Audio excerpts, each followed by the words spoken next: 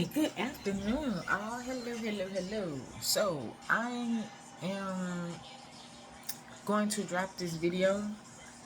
I had some people request some tickers that they're looking at what I asked y'all what y'all were looking at, and I said I will give you my input on it, and what I felt about whatever tickets y'all dropped on, and a couple of you did it. And I responded, but I decided, I was like, you know what, I'm gonna do a video. After, last night's conversation, I was like, let me do a video on it, because y'all really don't know what y'all looking at. But that's okay. So I'm gonna do the tickets that were asked of me, and if I have time, I'll do the ones I'm looking at too. This is basically just to get an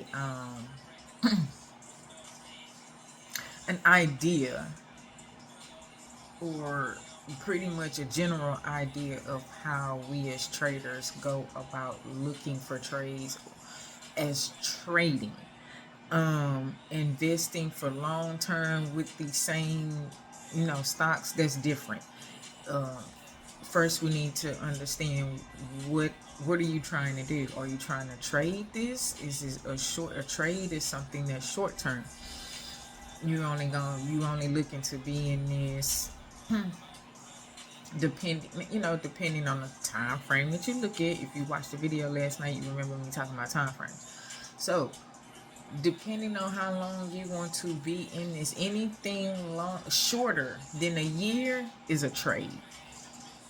Anything you're in, you put money in a year plus, and you're holding it, and you're like, man, I just want to put money in this, keep putting money in this, and let that mug build.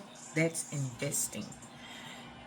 Trading is a little bit different. It's the same stocks, but you're doing something different with that same stock. Trading is, okay, for the short term, I would like to see this stock do this, or I'm predicting this stock will do this, and here's my money to back up my thesis. So that's how that works. So I'm gonna run through a few stocks real quick, and I'm gonna show y'all how we get down. So we got, and this is how you abbreviate the tickers or whatever, the stocks. We call them tickers. So if you hear me say that, that's what this is. Amazon. Someone asked for United Healthcare. Micro. Now forgive me, I don't know everything. Hold on. Micron Technology is MU. Tesla and Microsoft. So we're gonna try to go run through these real quick.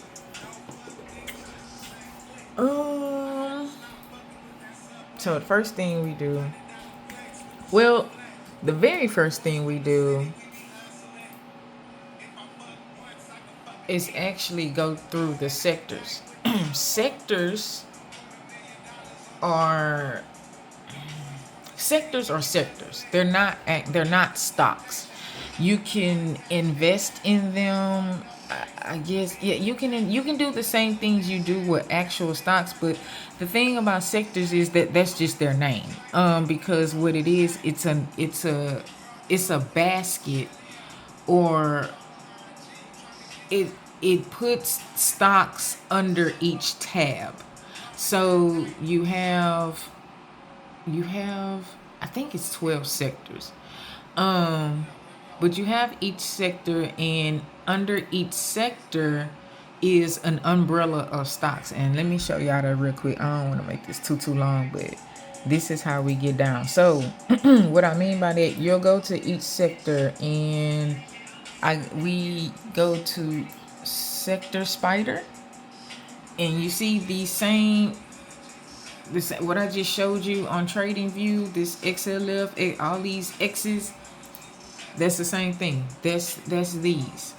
So what do? You go to the sector, and you pick. Here they go down here. Each sector has a name, or what tab they under, or what type of stocks is under that sector. So Communication services, XLC, anything that's dealing with communication phones, computers, Meta, and then so yeah, you'll go to the you'll click on the sector and they'll tell you what's all under XLC, and keep going.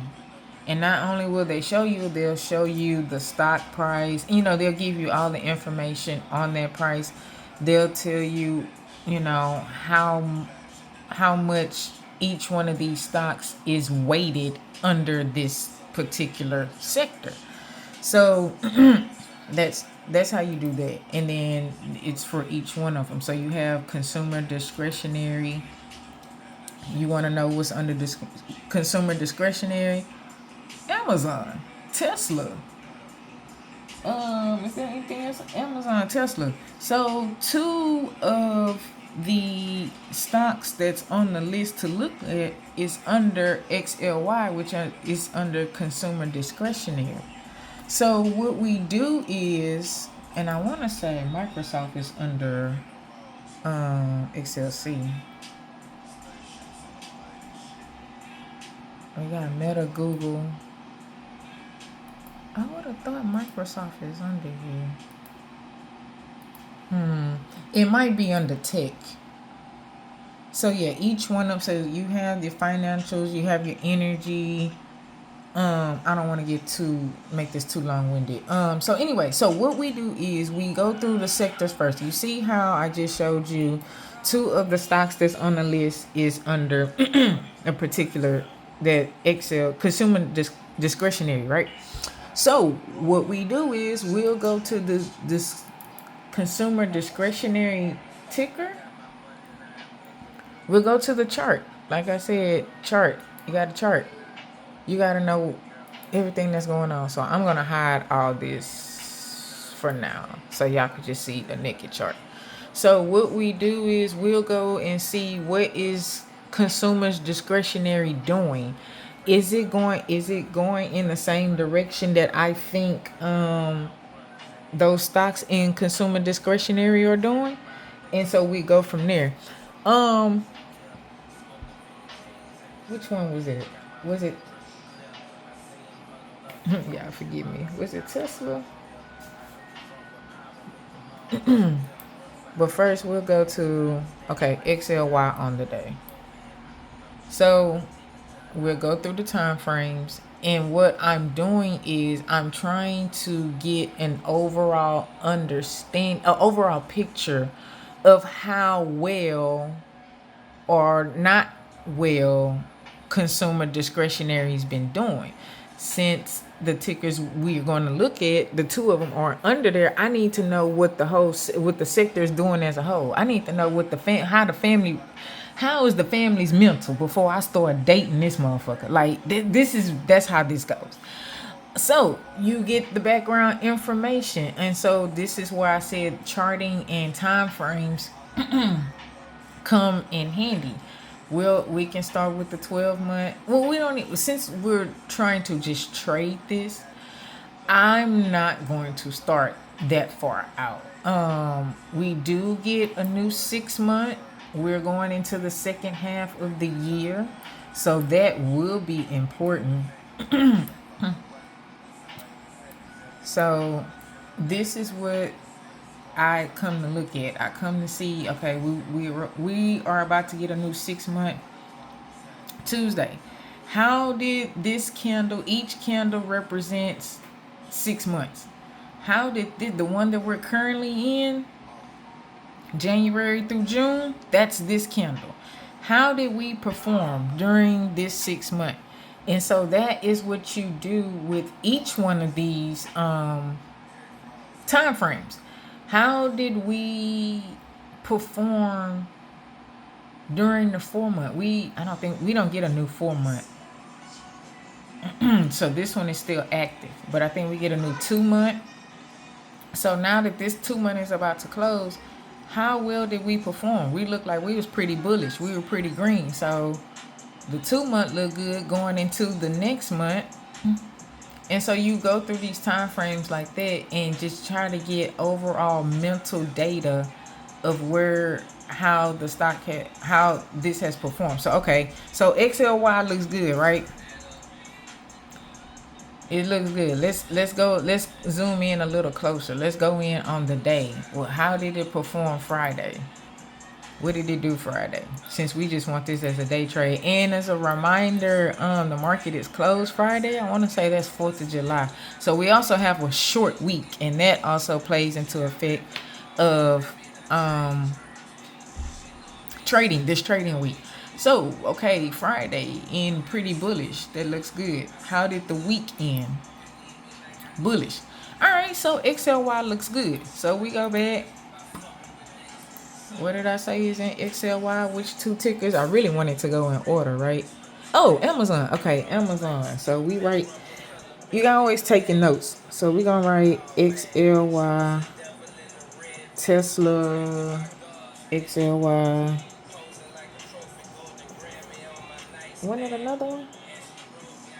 I think we never did see if we got to find out what Microsoft is. Okay, but anyway, so we're starting with Amazon. So we are starting at the beginning of the list. All right, so we'll go back to Amazon. Since XLY, the family that Amazon is in, they look cool. Like it's a cool little family. So let me go talk to Boo Thing and see what Boo Thing got going on. Same thing. And so now that's what you'll do with Amazon. You come in and now you'll start investigating and getting information off of Amazon.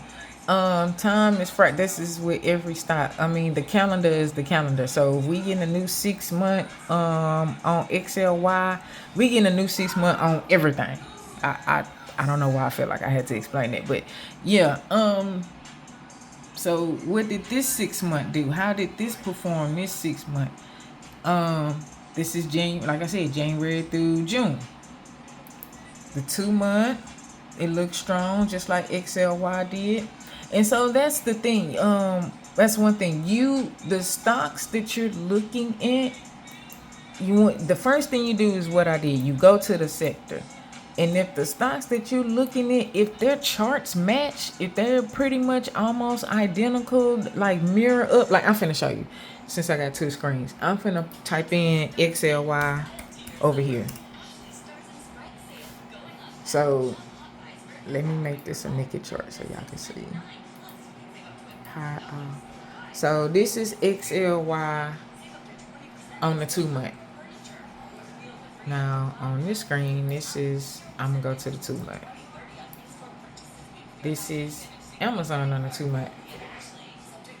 Don't they look similar? You got, look, green, red, green. The green, red, green. And even the shape of them, you see? So that's what you typically want to see when you are looking at your particular stock. If you want to trade Amazon, you want to go to the sector, the family, grandma and grandpa, and sit down and talk with them and ask them, how Boo Thing, get an idea of the history of who you finna get in bed with. Y'all, is that making sense to y'all? I'm trying to make this relatable. So, and that's with that's with all the time frames. You want all the time frames to align. I went to the week. Look what the weekly looks like in XLY. Look at that. Now look what the weekly looks like in Amazon. All right, so boom, that's what we got, right?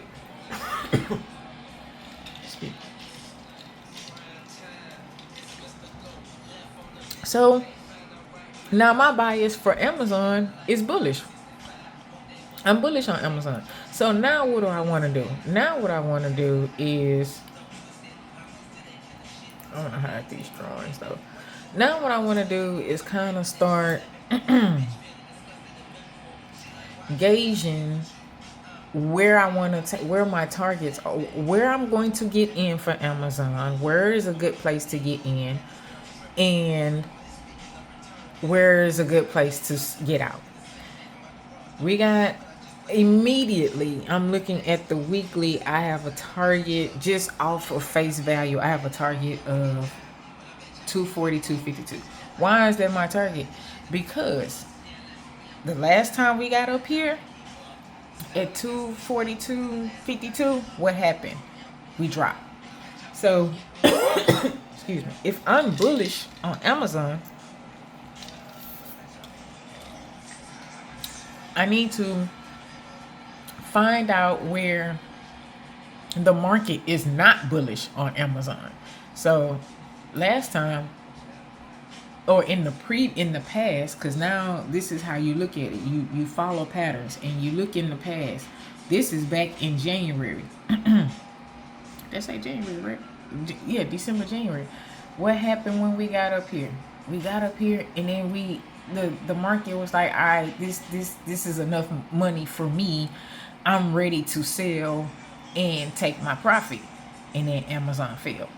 So now we're retracing this pattern, and this I'm just showing y'all off the weekly. We're retracing this pattern. We're coming back in. This is what we say. We're coming back in the range of this. You see on this side, current day, present day. We're coming back in the range of this. So where does it look like Amazon typically wants to go? With time up here to 242.52. Does that make sense to y'all? So that is typically, so off the bat, I'm like, okay, that's my target. Now you'll go down to lower time frames and try to figure out where is a good place to get in, because you don't want to chase. You don't want to just blindly get in. And this is where these levels, these numbers that I popped up on my chart now, that's why these are here. Because these time frames are actually, some of them, the main time frames I think I mentioned to y'all were the daily. I mentioned it in a previous video. The daily, the weekly, the monthly, the 3 month, the 6 month, and the year. Those are like the main time frames, and then all these ones that I have in the middle of those are hybrid time frames. But back to this. So the numbers I have, see, this is the weekly open. This is the daily open. See, I talked about the daily, the weekly. Here's the 6 month. In the pink is the monthly. So all the ones, the main ones I just named, I have them on my chart as well, because these are price points where you can typically get in and or get out. Amazon is running up.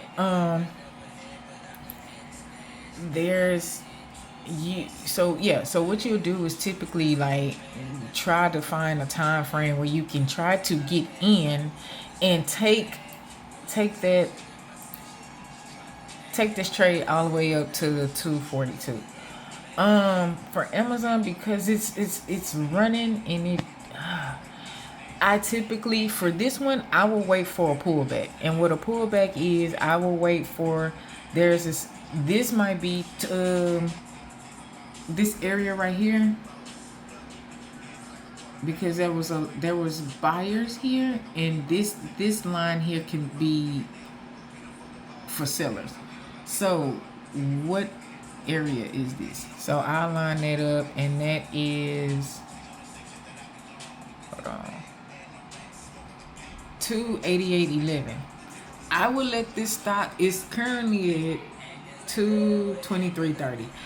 I would let Amazon, I would let Amazon run to 228.11 and see how it reacts there. If it starts to pull back, I will want to get in on discount. You don't ever want to get in on something that's already running up, because at any given moment, the people that's already in, they can be like, all right, I'm done with this, and they'll pull the stock back, and you just got in, and so now you're in on drawdown. You're immediately red. So wait until the buyers are done buying, And then you can, I really would like for this to come back to, I ain't gonna lie, 219. And there was also Prime Day is coming up. Prime Day is coming up July 8th. And on Prime Day, I ain't gonna lie, Amazon typically does run up. I did see some information about allegedly Jeff Bezos sold quite a bit of Amazon shares, like a whole bunch, and that could bring it back down. But that's fine, because a lot of times they'll sell that. That's the idea of the game. You sell at the top, and then you try to get in at a discounted rate. So he probably selling it and got his profit, and then he finna take that money he done already got up on and buy back in his stock. Anytime you hear a CEO or anybody selling their stock or taking some profit out of their own company, there's no need to be alarmed unless they done took all the damn shares and it's like, oh, yeah. But this is part of the game. This is what you do. You take your money, you put it in, you get a profit, you take your profit and you flip it and you do it again. So, my entry, I would like I say, if it was me, I would like a pullback to 219. Hell, even to 217 would be fire. So I can get in on discount. And then I would take this to 242. Now with Amazon and everything going on, I don't typically trade high value stocks because I think Amazon contracts high. At least for right now, because it's already been running. But for the sake of the video, so what do you do next? All right, so you like Amazon, you mark your target, you take your little tool and you mark it, and I will mark it, and I'll be like, well, I don't want to get into Amazon until it comes back to 219. That's only where I'm willing to buy it. If it run off, if the market open Monday and Amazon keeps shooting up, then oh well. That for my rules, oh well, I missed it. I'm not finna jump in front of a moving train. You know, and everyone has their own rules. This is not saying you can't do it. A lot of traders trade different. They trade off, some traders trade off a breakout, a run up. I'm typically trying my best not to do that anymore, more so of discipline, and because of the fact I didn't, like I said earlier, I done been burnt too many times where I'm getting in on the run up, and then all of a sudden they through running, and now I'm stuck in this trade. So yeah, for me, there was a 4-hour entry. Oh, I did mark this last night for Kavanaugh. Well, there was a 4-hour entry of 220. That's right at the close. So it's like, I don't like that. That's like forcing an entry, because if you go to the 4-hour, it's like right at the top. That's what I'm saying. Like, soon as the market open, this mug can gap up and go. So, and you know, people be asking, well, what do?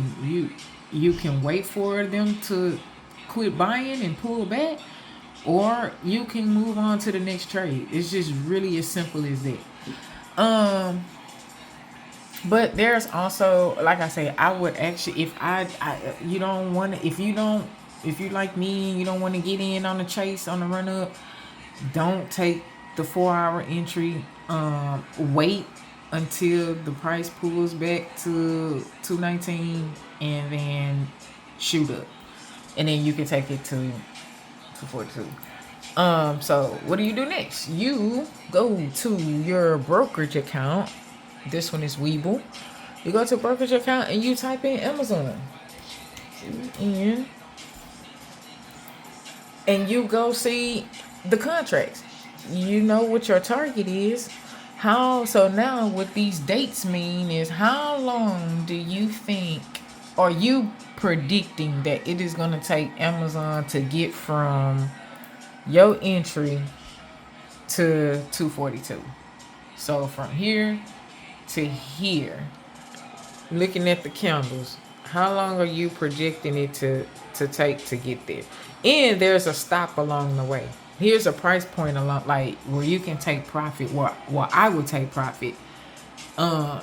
If I can get the 219 or 220 back down under 222 entry, I'll take profit at 228, because there's some resistance here. I think I pointed to it, or I said something about that 228 earlier. I'll take, depending on how many contracts you get, I'll take profit here, take some profit here, and then I'll let the rest ride to 242. Also, depending on how long you know got the contract out for. So that's where this comes in. So here are the dates of the contracts, and right now, so here's July. So you don't want anything that close, because it's expiration dates. These expire, and they can expire worthless if you have not made your target by, or at least near the target by these dates. You lost. So the name of the game is, it's not so much as to buy so far out, so it's guaranteed, because the further you go out, the more expensive the contracts are. But you gotta find that sweet spot where, okay, this is not too much time where I'm spending too much money and then I'm not really making much of a profit, or not, and you gotta find the balance between that and not buying too little time, and then I really lose. Like you'll actually be in the negative. So the third week of the month are usually good contracts. So we still got time till July 18th, even though we got a holiday. All right, so we're projecting that, what we said we wanted. Okay, the first target was 228, right? So you can get the 230 con for 282. And like I think I mentioned in a video once before, looking at the open interest and the volume is very key. Open interest means people who are openly interested in that particular strike. When I say strike, this is what I mean. The whole contract, the 230, it's gonna cost $2.82, which is $282, and this is how many people are interested in this particular strike. If you look at the other ones, this one has a good volume, but if you look at this one, it doesn't have as much as the one. So you kind of gotta find the sweet spot. If you feel like you want a little bit more time, that ain't gonna be enough time, just in case the market do some crazy mess, the government say something crazy, and then so now we in drawdown, it didn't pull back on you, and you can be like, oh shit, well at least I still got time. You can go to the middle of August. We'll go to the middle of August contracts.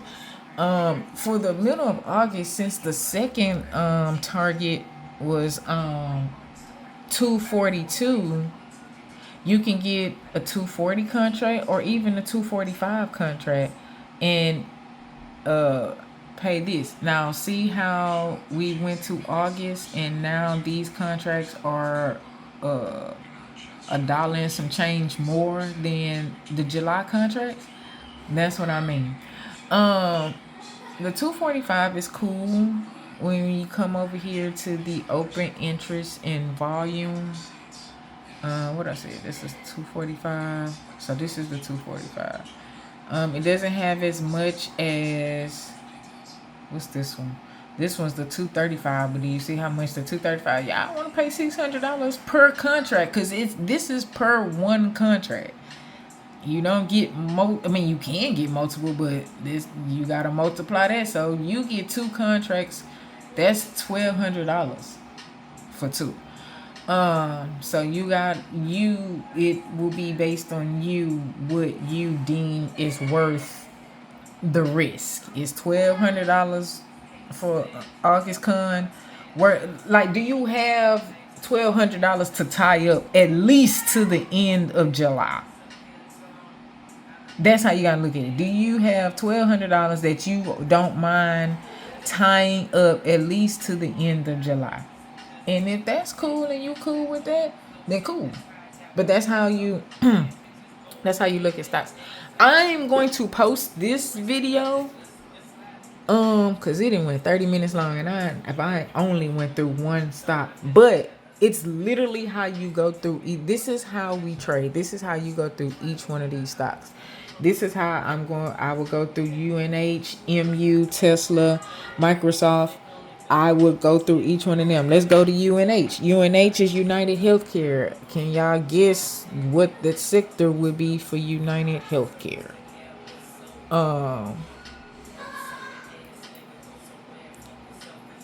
So do the same thing. Go to Sector Spider.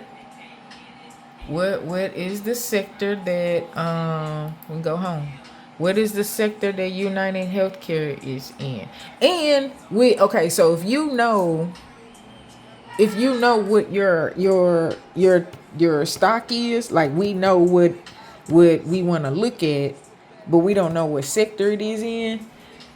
There's a search bar on Sector Spider, and you will type in UNH.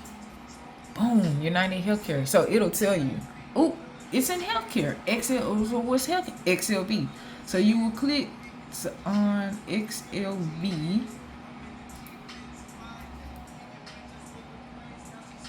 About the fund. It's just it tells you everything you need to know. People, Eli Lilly, Johnson and Johnson, ABBV, there's UNH, Abbott. A lot of these things, y'all need to get into this. This is Merck. Like, a lot of the things, everything that we deal with on a daily basis, you will find in the stock market. Look at CVS. Look at Cigna. How many of y'all have Cigna? Pfizer. How many of y'all took that Pfizer shot? Don't get me started. Man, so look. So then, so you go there. You go to the sector. The sector is XLV for healthcare. XLV. You want to go see how XLV has been performing. We get new. What did I tell y'all? We get new 6 month. We're going to a new 6 month. We get a new 2 month. Like, also look at the main ones, the weekly, the daily. Did I mention the monthly? We gonna get a new month too. So that's what you'll do. You'll go through each one of those key time frames. Let me turn all this off so y'all can see how XLV has been performing. It looks kind of weak to me. So that's on the 6 month. This is the 3 month. This is the monthly. How did XLV perform this whole month? It didn't do nearly as well. It couldn't even get the volume of this previous month. So we can start there. So it's inside. It's still in a downtrend. You see how this is going down? Even though this is an inside candle, so potentially maybe healthcare might start taking a turn. But for now, it still looks weak. It actually looks like it's just been compressing because all these candles are in a range. I mean, they're like... Anyway, so this is what you would do. You will make your bias off of XLV. Oh, and then like, what did I say? You'll go UNH. Go look at UNH chart. Pick the time frame. Let's pick the daily. What does the daily look like? Does it look similar to XLV on the daily? Actually, no. And so, let me see what the weekly look like. The weekly is a little bit more aligned. I kind of hate this came up because now this gonna make the video even longer. Let me see something. Well, it is still pretty much aligned. It's just more magnitude because there's other. You got to remember, there's other healthcare stocks within the sector. UNH is it seems like a little bit more aggressive. It's doing the same thing. But look how these candles and these candles. Right. So it pretty much is aligned. It is aligned. So like I said, make sure the sector mirrors the stock you're looking at. Once you get that together and you decide, okay, cool, then you decide on an entry. For me, I'm still bearish, which means I think UNH will continue to either stay in this little range in between here and here. You see where it hasn't gone below this candle and all these candles. Like I say, each one of these is a day.